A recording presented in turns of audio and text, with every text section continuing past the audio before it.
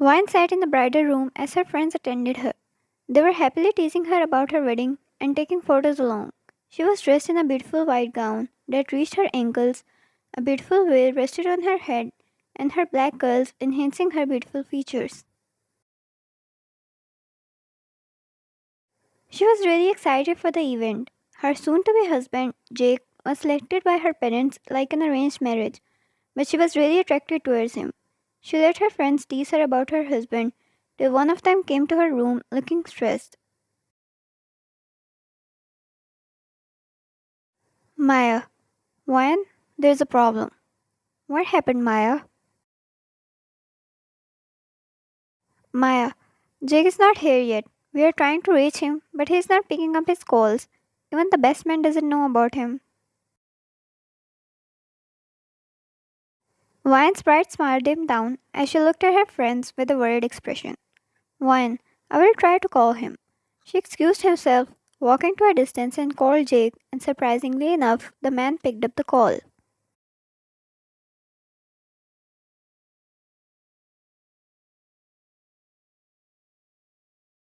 Ryan, oh God, Jake, where are you? Everyone is waiting. Jake, I'm driving. Ryan, Jake, how far? Jake, I'm driving away, Ryan. I know it's late, but I needed to take this chance before I lost it. What are you talking about? What chance? Jake, I can't marry you. I'm sorry. With that, he hung up the call. Ryan was too shocked for a moment to say something. Her friends reached her, asking her what happened, and for some good minutes she was unable to speak. When the voice came out of her, it was merely a whisper. Ryan, he ran away. Jake, he ran away. He said he can't marry. Maya, what? What are you saying? Ryan, I don't know. This is what he said. I don't know. The event was late. Ryan sat there quietly, unable to handle anything.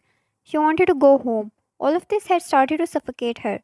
She didn't love Jake, it was only attraction. But getting abandoned on the wedding day took a toll on her. The whispers outside started turning into gossips as the guests waited and waited for the ceremony to start. Ryan, you got to be kidding me, she yelled. I'm not mood for any jokes.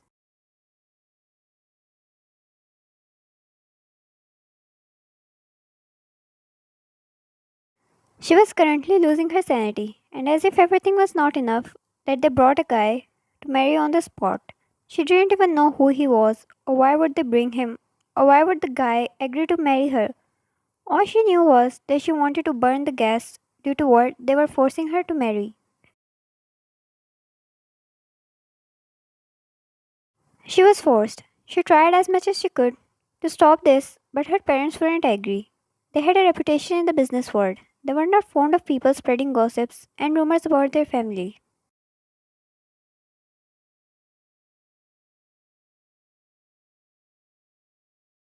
It all happened in a flash when her happiness turned into a nightmare. The ceremony, the unknown guy standing in front of her as the priest said the vows and announced them as husband and wife.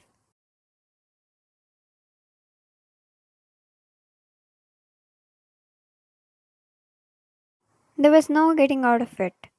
Now she was currently sitting in the car. She could finally breathe as she was away from everyone's eyes.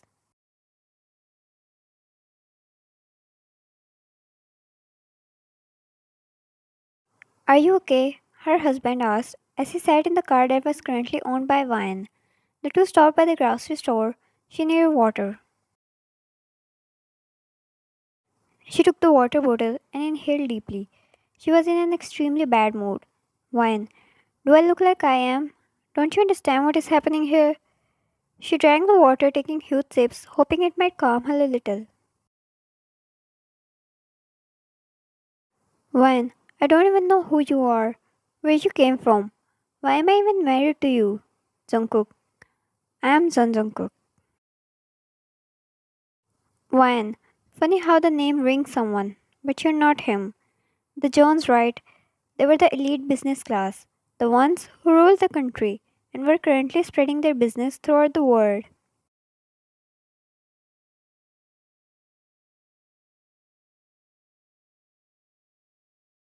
Jungkook, I get it you are angry, but I would want you to calm down before we continue our introduction. Why? What makes you think I am interested? She looked away. She knew she was being rude when she shouldn't be, but it was her life that seemed like it came to an end. All that stress made her unable to act calm, but surprisingly, Jungkook seemed chill despite her rudeness.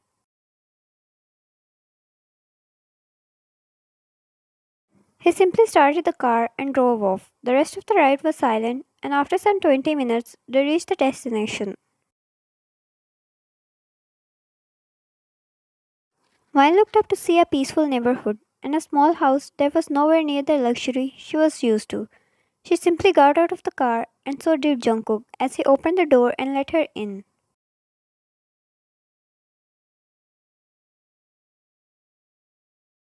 Husband or not, he was still a stranger, and she didn't even know if it was alright getting in a home alone with him.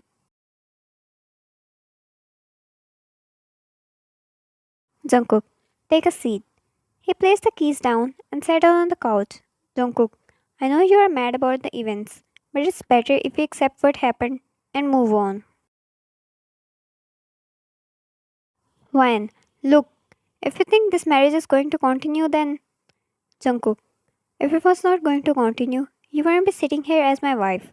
Make yourself comfortable, we are staying here for the night.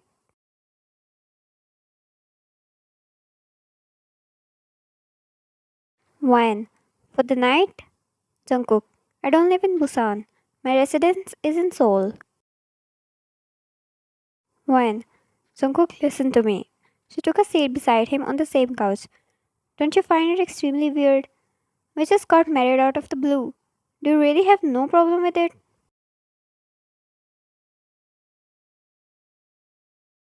Jungkook, no, I don't.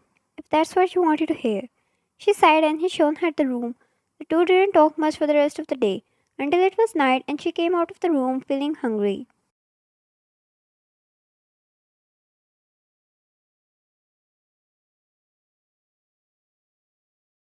She found Jungkook in kitchen preparing dinner. He was shirtless as he skillfully cut the ingredients and stirred the pan around.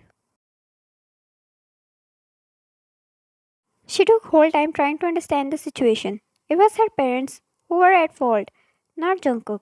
She didn't have to be rude towards him. So when he offered her dinner, she accepted nicely.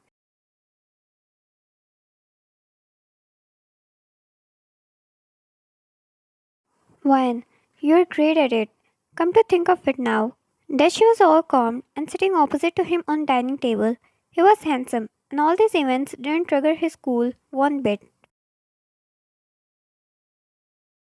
Jungkook looked at her and smirked internally. He knew she was trying to adjust, and it was a sign he was winning.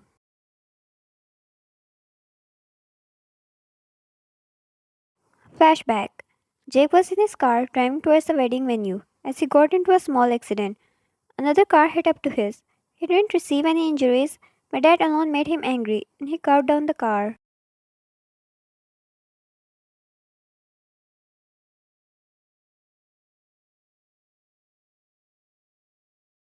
He first inspected the damage done to his car, then looked at the other car, and the owner getting down the car with such ease and comfort only angered him more. Jake, you are driving in the wrong lane.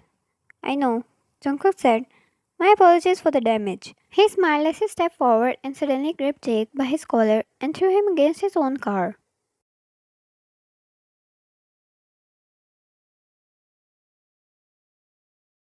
Jungkook, I don't have much time, so how about you listen? I heard you're on your way to your wedding. Cancel it. You're not going anymore. Jake, what the hell do you think you're talking about? Jungkook, I'm not done yet. He took out his business card and shoved it towards Jake, who widened his eyes looking at the name.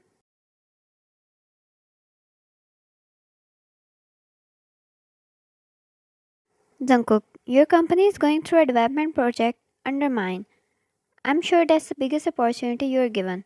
Either you take the chance and run away, nothing will change, or you go and marry and watch me bring your company to ruins.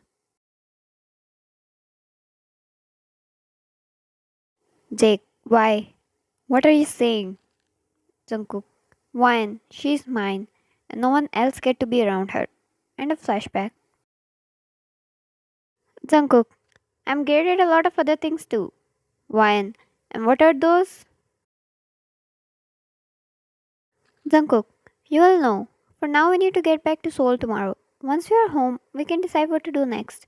She sighed. She was clearly unable to accept the whole thing, but he could only smirk in victory.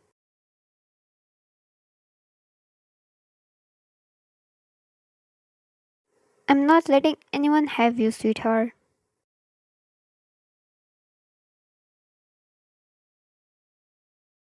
To be continued.